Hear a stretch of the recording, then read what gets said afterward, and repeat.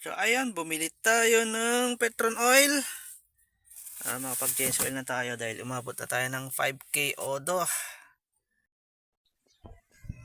So habang dinidrain natin yan, tanggalin muna natin yung kanyang oil filter.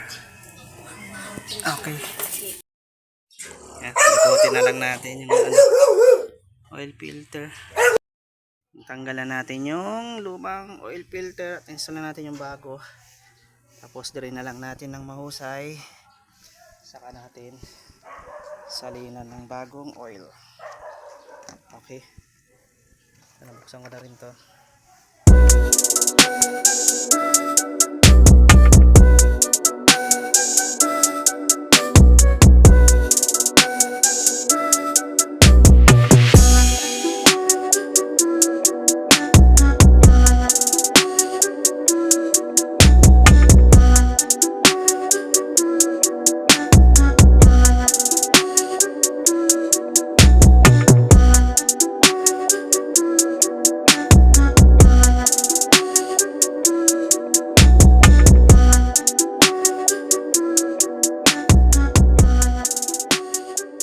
So ayan, tapos na tayo mag-change oil.